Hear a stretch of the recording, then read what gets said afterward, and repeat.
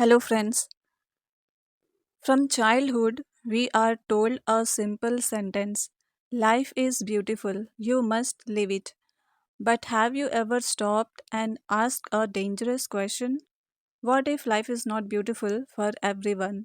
What if for many people life is not a gift, but a burden they are forced to carry?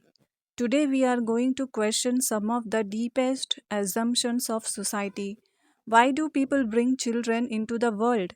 Why are individuals forced to live according to society's expectations? And if someone is suffering deeply, do they have the right to choose a peaceful death?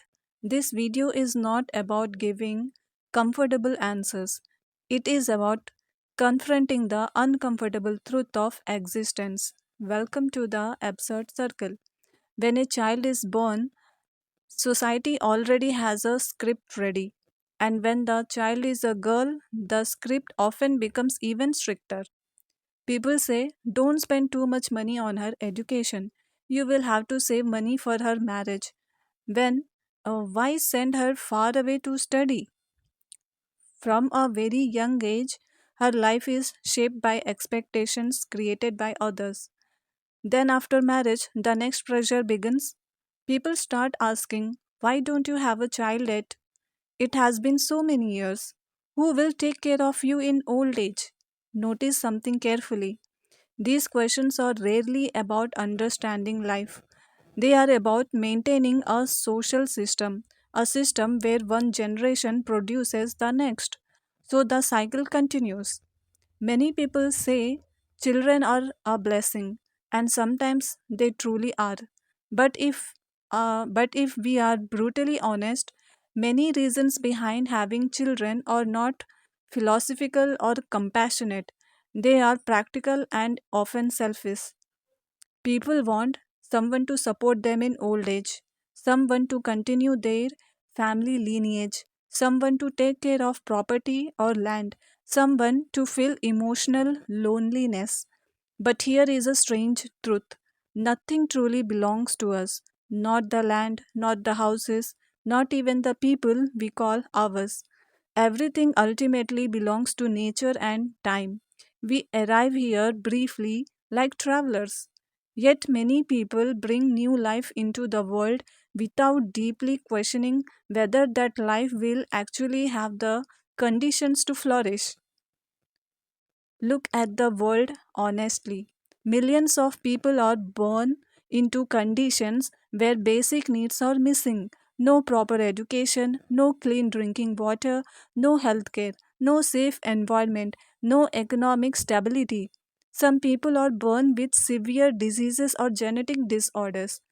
Others grow up in violent or unstable societies. If we bring a new life into such conditions, a difficult ethical question appears. Are we creating a life or forcing a life into suffering without its consent? This idea has been discussed by philosophers who argue that bringing life into suffering may itself be morally questionable. There is another reality people really rarely talk about it.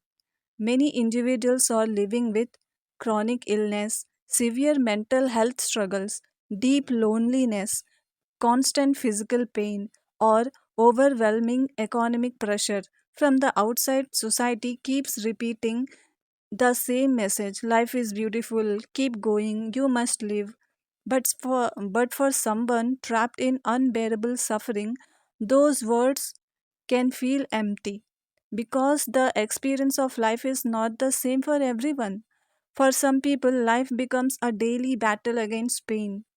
This leads us to one of the most controversial questions in philosophy and ethics.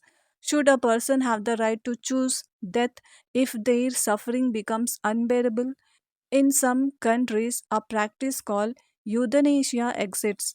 Euthanasia means allowing a person who is suffering intensely, assiduously from serious illness, to choose a peaceful and painless death under strict conditions. Supporters argue that it respects human dignity and personal autonomy.